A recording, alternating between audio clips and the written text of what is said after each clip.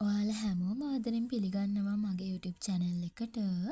ඉතින් මාස 9කට විතර පස්සේ තමයි මම කතාවක් අරන් එන්නේ YouTube channel එකේ ප්‍රශ්නයක් නිසා එන්න බැරි වුණා ගොඩ කාලයක්. ඉතින් කඳුකරේ කතාවක් කතාවේ 12 වෙනි කොටස තමයි මේ. ඉතින් කතාව කියවලා like comment එකක් දාන්න යන්න අමතක කරන්න එපා. වීඩියෝ එක ගන්න වෙලාවේ වැස්සේ හින්දා තමයි පොඩ්ඩක් සද්ද ඇහෙන්නේ. ඉතින් voice එකත් එක්ක අහන්න කැමති අය sound එක අඩු කරවම බලන්න.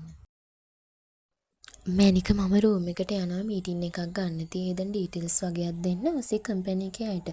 කාලේ පරිස්සමෙන් එනවද උඩට? මමත් එන්නම් මහත්තයා.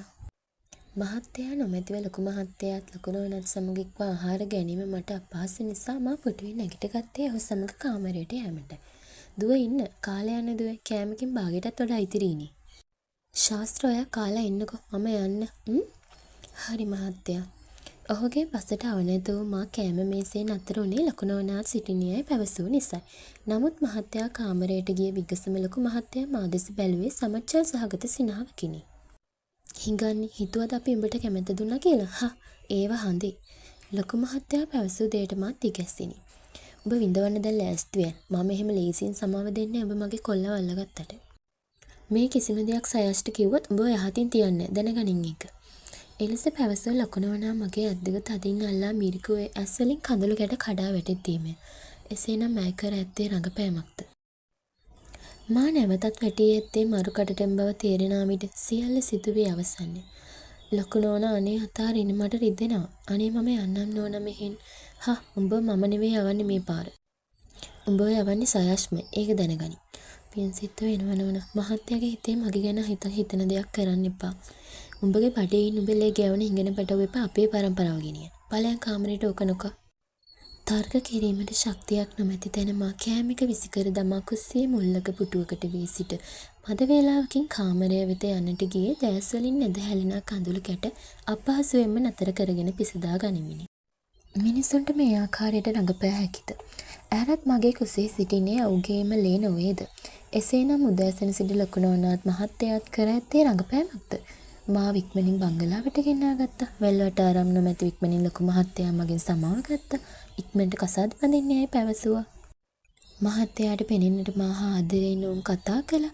එසේනම් ලොකු මහත්තයාත් නෝනාත් මේ සියල්ලම ප්‍රශ්න මේගෙන් සරලවම විසඳුවේ මගෙන් පරිගැනීම ඉක්මනින් ආරම්භ කිරීමට යයි සිතමින්ද. නටාෂා නංගි ප්‍රශ්නයක යයි පැවසුවේ කුමක්ද? හුස්ම ගැනීමට අපහසු තරමට මනස පුරාම ප්‍රශ්න දහසක් එහා මෙහා යන්නට පටන්ගෙන ඇත. මට මහත්තයා ගැන දැනුනේද තරහකි.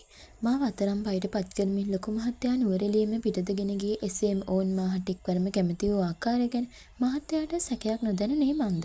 මා කිසිවකට පිළිතුරු නොදැනෙමි.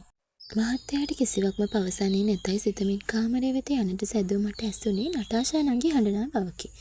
ඇයගේ කාමරේ දොරට මා තට්ටු කළෙමි.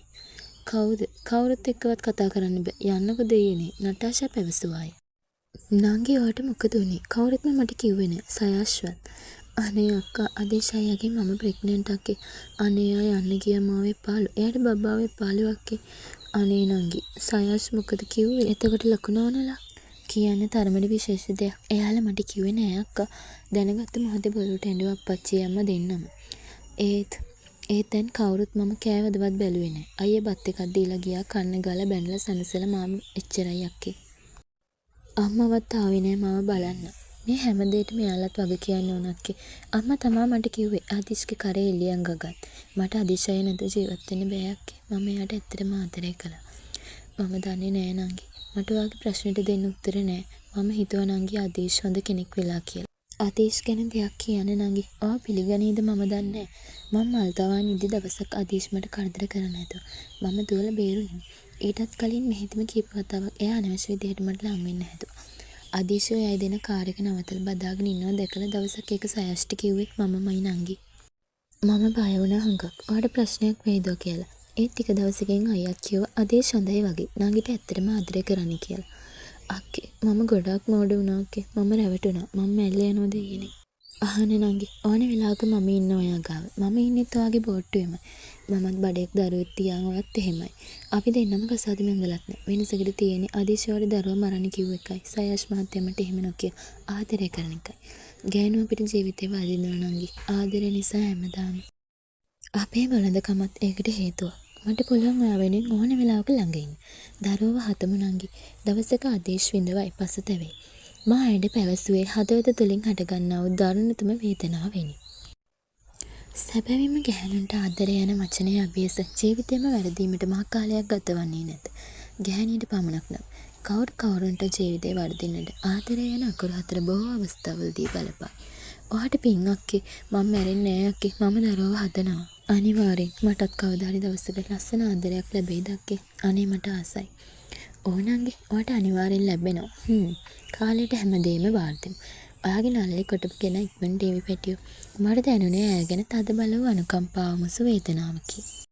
කුමක් වුවත් මා ඇය වෙනුවෙන් හැකි සෑම විටම සිටිනා බවට මා තරයේ සිතාගත්තෙමි. මන්ද ගැහැණියකගේ දුක දන්නේ තවත් ගැහැණියක්ම පමණක් වන නිසා. මා කාමරයට එන විට මහත්තයා සිටියේ පරිගණක තිරය දෙස බලමින් තවත් කවුරුන් හෝ ඉංග්‍රීසි බසින් කතා කරමින්. ලොකු නෝනා පහළ දීමට සැලකූ ආකාරය සිහිවෙන විට හිස කකියන නිසාම මා ඉක්මනින් සායනයෙහි දිගා වී දැස් පියාගත්තෙමි. නමුත් මා අසලට නිින්දක් ළඟා වන පාටය. මිනිත්තු 5කට පමණ පසු මට දැනුනේ ඔහුගේ තෙයත් මගේ ලැමත් බඳත් වටා ඉතිනවා මෙන්. මැනික මහත්තයා මට මහන්සි මහත්තයා නිදා ගන්න දෙන්න. අයි බම් මේ එකපාර අවුලෙන් වගේ. එහෙම නෑ මහත්තයා. මම උදේ ඉඳන් විඳවිල මහත්තයා දන්නේ නෑ. මමයි දන්නේ. මට හරි මහන්සියි මහත්තයා. මට බයයි.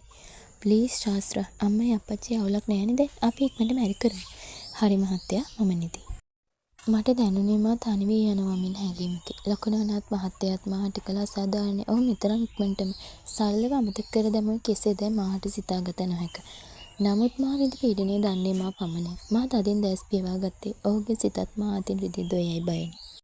මාසයකට පසුව ලොකු නෝනා අනේ මට රිදෙනවා අතාරින්න තිබ්බා. උඹ අද මගේ එකම පුතව කසාද නඹදිනවා. ෂිට් මට බලන් ඉන්න වෙනවනේ යකෝ මගේ එකම දරුවා හිඟනියක් බදිනක සායාශ මග හැරගන්න ඇති කරගන්න බැරි කමට මිසක් උඹට කැමති වෙලා නෙමෙයි මම ඉවසන්නේ. දැන් එහෙනම් සැප විඳින්න හිතුවේ කසාද බැඳලා එහෙම බලපන් උඹ විඳවන හැටි අදින්ද. ඉන්න දෙන්න නෝනා ඉවසන්න. ඇයි මට මෙහෙම කරන්නේ? ලොකු නෝනාගේ අත ගසා දමා මා දුව ගියේ උඩ තට්ටුවට. මහත්තයා සැලසුම් කළ ලෙස අගෝස්තු මාස 21 වන දින ඔහුගේත් මගේත් විවාහ ගිවිස ගැනීමට දිනයක් යොදාගත්තේ චාම් උත්සවයක් ගන්නා ලෙසටයි. බංගලාවේදීම විවාහ ගිවිස ගැනීම ගන්නා ලෙසට පැවසුවේ ලොකු නෝනායි. නමුත් මට අවශ්‍ය වූයේ මින් පෙරදී අප දෙදෙනාගේ විවාහ ගිවිස ගැනීමට ගිය තැනදීම විවාහ ගිවිස ගැනීමටය. නමුත් මහත්තයාත් ලොකු නෝනාගේ බසට අවනතෝයේ බංගලාවේම විවාහ ගිවිස ගැනීම සිදු කිරීමේයි පවසමිනි. මට ඔහු ගැන දැනුනේද තරහකි. මන්ද ඔහුට මගේ සතුටට වඩා ලොකු නෝනාගේ වචනේ වැදගත් වීම නිසා. නමුත් එක් අතකට මා වෙන දුප්පත් එකෙකුට කුමුකටද වැඩි ආසාවක්. ශාස්ත්‍රාමේ බ්ලොග් එක අඳින්න මැනික. ඔයාට ගෙනාවේ. මේ ඇඳන් ඉන්න එක හොඳයි මහත්තයා. මේක මම ඊයේ අරන් ආවේ තමුසෙටම. එපාන විසි කියලා දාන්න ශාස්ත්‍රා. කලින් පාර මහත්තයා අරන් දුන්නු එකත් මම ගිනි තියලම දැම්මා. මොකද මගේ ආසාවල් එකපාරම බිඳලා දාලා මහත්තයා යන්න ගියේ. අදත් මම ආස විදිහට නෙවෙයි මහත්තයා මේ දේවල් වෙන්නේ. මාව රෝකඩයක් හැමෝටම. කොතරම් හිත තද කරගෙන සිටනවා යයි සිතවත්. අවසානයේ දරාගෙනම සිටි වේදනාව උණු කඳුලලි බවට පත් වූයේ මාව හොගාව තවත් අසරණ කරමිනි. අනේ අඬන්න එපා. මම මගේ කෙල්ලගේ ආසාවල් වලට ගොඩක් ආදරේනේ. ඊයේ රෑ ඉඳන් උණු ගතිය තිබ්බ නිසානේ මම ගෙදරම රෙජිස්ටර් වෙන්න කිව්ව ශාස්ත්‍රා. ඔව මහන්සි කරන්න අකමැති නිසා. ප්ලීස් මම ඔයාලට කොච්චර ආදරේද? ඔයා කියනවනම් දැන් උනත් මෙහි තියෙන ලස්සනම හොටෙල් එකට හරියා. ඔහොම අඬ ඉද්දි මගේ පපුවට ඒක දාලා ගන්න බෑ. ප්ලීස් මැනික. අනේ මට සම්මා වෙන මහත්තයා. මට කේන්ති ගියා. එක් අතකට මාද සිතුවේ ඔහු ගැන වැරදියට. ඔහු සිතා ඇත්තේ මා ගැන. සැබවින්ම ඊයේ රාත්‍රියේ සිට මා සිටින්නේ දැඩි අසනීපෙන්. නිවසෙන් පිටතට ගියහොත් අසනීප තත්ත්වය වැඩි වෙනවා නිසකය. හෝරාවකට පමණ පසු රෙජිස්ට්‍රාර්තුමිය පැමිණිය අතර මාද මහත්තයාගෙන දුන් ගවුම ඇඳගත්තෙමි. පෙර දින රෙජිස්ටර් වන විටදී අරන් දුන් ගවුමටත් වඩා එය සුන්දරය. සුදු පැහැති දිගු ගවුම සැබෑවට මිතා චාම් ලෙස නිමවා තිබුණු අතර කෙටි අතක් ඇතිම ගවුම මාහට ගෙන දුන්නේ අමුතුම සුන්දරත්වයකි. මට දැනුනේ ඔහු ගැන ආදරයකි. මන්ද අද වනතුරු ඔහු මට ගෙනත් දුන්නා කිසිම ගවුමක් මට ප්‍රමාණය වැඩි හෝ මදි වී නැත. ඔහුගේ තේරීම් සෑම විටම මට නිසව ගැලපේ. හෝරාවක් ඇතුළත සිටුවේ මා මාස ගණනාවකම පෙරුම් පුරමින් බලා සිටියේ බලාපොරොත්තුව. ඉදින් මා දැන් ඔහුගේ නීත්‍යානුකූල පතිනී වී අවසන්නේ. රෙජිස්ට්‍රාර් කටයුතු කරන අතරතුර මා බලා සිටියේ කුසද්ද ගාමින් අප දෙස බලා සුසුම් හලනා නටාෂා නංගී තැසේ. ඇයගේ හදවත තුළ කොතරම් වේදනාවක් ඇද්දැයි මට සිතාගත හැකිය. මහත්තයා සමග විවාහ වීම මගේ හදවතට සවිසල් සතුටක් ගෙන දුන්නද? වේදනාවෙන් හඬන නටාෂා නංගී දුටු විට මාගේ ඒ සතුට ෂණයෙන් වියකී යන්නට විය. සතුටුයි අක්කේ ගොඩක්. අදිශයත් එක්ක මටත් මේ වගේ හීනයක් තිබ්බා. ඒත් එයාට මාව එපාලුනේ. හැමදාම ඔයාලා දෙන hina වෙලා ඉන්න ඕන. මගේත් මහත්තයාගේත් අත් එකට එක්වල්ලා නටාෂා නංගී පවසන විට මට දැනුනේ තවත් වේදනාවකි. ඇව මෙලෙස අසරණ කළ අදීෂ්ට නම් කිසි දිනක සැනසීමේ සිටිය හැකි වේද? මැනික ෆොටෝස් ටිකක් ගමුද? නටාෂා පුළුවන් ද ෆොටෝස් ටිකක් ගන්න? මහත්තයා නටාෂාට පැවසුවේ. ගන්නම්මයි එළියට යන්න. ඡායාරූප ගැනීමට අප දෙදෙනා පැමිණියේ බංගලාවේ මිදුලට. ශාස්ත්‍රා මෙතනට එන්නකෝ. මගේ ඩේසි මල්ල. ඩේසි මල්ල ආයේ ළඟට වෙලා ගමු ෆොටෝස්. අපි ඒව ප්‍රේම් කරලා රූම් එකේ තියමු. හා මම ආසයි මහත්තයා. මම පැවසුවේ සිනාවකින් ඔය සරසාගෙනෙමි. අක්කේ අයියාගේ පපුවට දරල වෙලා ඇස් දිහා බලන්නකෝ. එහෙම ලස්සනයි යන්නේ. දැන් අයියාගේ නළල කිස් කරන්නකෝ ඉස්සිලා. වාව් එහෙම මරු. අයියේ අක්කා වඩා ගන්නකෝ. එහෙමත් ගමු. අයියෝ ඇති පිස්සි කෙල්ලට මහන්සි පාටයි නංගි. කමක් නෑ මහත්තයා. ගමුකෝ ෆොටෝ. මමත් ආසයි. මම මහත්තයාට පැවසුවෙමි. හෝරාවක් පමණ ඩේසි මල්ලයි අස්සලට වී ඡායාරූපගෙන අප දෙදෙනාම බංගලාවට ගියේ. මීදුම වැඩි වී යන බවක් දැනුන නිසා. එළිය වැඩි වෙලාවක් රැඳුනහොත් මීදුම නිසා මට උණ වැඩි වී හැකිය. ශාස්ත්‍රා රූම් එකට යමු. හා මම මහත්තයාට හිස සෙලුවෙමි. කාමරයට ඇතුල්ව විගසහු මගේ ළමට තදින් තුරුළු වූයේ සුසුම් හෙළමිනි. මා දනිමි. ඔහු සිටින්නේ දැඩි සතුටකිනි. මන්ද අද දින ඉටුවේ අප දෙදෙනාගේ ලස්සනම බලාපොරොත්තුවකි. මගේ වයිෆ් දැන් මගේ වයිෆ්. දැන් මගේ කෙල්ල මගේ වයිෆ්නේ. ඉතින් දැන් මගේ වයිෆරේ ඉන්න ඕනේ මගේ ඇස් මානෙම. මගේ බණ්ඩි බබෝ ඔයාගේ අම්මා දැන් මගේ වයිෆ්. අදින් පස්සේ බණ්ඩියට එන්න ඕන හල්නම්. කොහෙද ඉතින් බබෝ තාත්තා ටිකක් දඟයිනේ. කලින්ම අම්මට තෑගි දුන්නා. අනේ මහත්තයා මට ලැජ්ජයි. අනේ යන්න බොල් ලැජ්ජාව. ශාස්ත්‍ර ඉඳගන්න මෙතනින්. ඔයා දන්නවද මැනික මට අද ගොඩාක් සතුටුයි. ලොකෝ හීනයක් හැබෑවනේ රත්තරන්. මම හැමදාම බය වුණා මගේ ගාවට උඹව ගන්න බැරි වෙයි කියලා. ඒත් දැන් මගේ කෙල්ල මගේ ගාවම. මට දරා ගන්න බෑ වස්තුවේ. හුඟක් සතුටුයි. මගේ පණ ටික. දන්නවද ශාස්ත්‍ර ඔයා මගේ ජීවිතේ එළිය කළ පහනක් මට. ඔය සල්ලි පස්සේ ගිය මගේ ජීවිතේට ආදරයක් කියනත්තනේ ඔයා. මැනික හැමදාම ඉන්න මං ගාව. හීන හැබැයි වුණාම ගොඩක් ලස්සනයි නේ මහත්තයා. ඒත් මගේ හිතට ලොකු බයක් දැනෙනවා මහත්තයා. බය වෙන්න එපා මම ඉන්නවා මැනික. මහත්තයා සමග කතා බහ කරමින් සිටි මා පහළට ගියේ නටාෂා නම් ගිව බැලීමට. ඇය උදෑසන සිට බඩගිනිය බව සිතුව නිසා කිරිකෝප්පයක් සාදාගෙන ඇය බැලීමට යනවා යයි සිතූ මා කුස්සියට ගියා. මම යන විටම දුටුවේ ලකුණෝනාවයි. උඹ ආවද? මම දුමට වෙලා කන්න දෙන්න ඕන. ඇවිත් උයපන් හිඟන්නේ. මම උයන්නම් ලකුණෝනේ. ඔයා යන්නකෝ. මේ කෙටල් එක අරන් තියපන් අතනින්. මගේ අතට කේතලේ දුන්නයි පැත්තක තිබුණ නතර කෝප්පයක්ගෙන අතට වත් කරගත්තේ මාව පුදුම කරවෙමිනි. ලකුණෝනා අනේ ඇයි මේ මොකද කරගත්තේ? අනේ ඇයිද ඔහොම කළේ මගේ අතට නතර වත් කළේ? පුතේ අනේ බලන්න මේ ශාස්ත්‍ර කළදේ. අනේ පුතේ මහත්තයා. ලකුණෝනාගේ කටහඬට සියල්ලම පහළට දුවා. ඇය පවසන දේ ඇසුණු මා වික්ෂිප්ත වූයේ මා එවන් දෙයක් නොකර නිසායි. සයාෂ්මේ කියලා මට කියනවා දැන් ඔබ කියනවා වැඩක් නැලු මම ඔබ බැන්දා දැන් මේගේ යාගලු අනේ දෙයියනේ එහෙම කියලා මේ කියලා මගේ අතට නොතද දැම්ම පුතේ බලන්න කේතලේ යතේ මේකේ ශාස්ත්‍ර ඔයා මොකද්ද කළේ මේ ඇත්තද මහත්තයා අනේ මම එහෙම කළේ නෑ සත්තයි මහත්තයා මම පැවසුවේ පිස්සියක් මෙන් හඬමිනි අම්මා ප්ලීස් මට මේ ඉල්ල විශ්වාසයි මේක එහෙම කියක් නෙවෙයි අම්මා ඔයාට බෑ මාව රවට්ටලා මේක මගෙන් වෙන් කරන්න ශාස්ත්‍ර කාමරයට බලය මහත්තයාගේ හඬට බිය වුණ මා කාමරයට දුව ගියේ වේදනාවෙන්.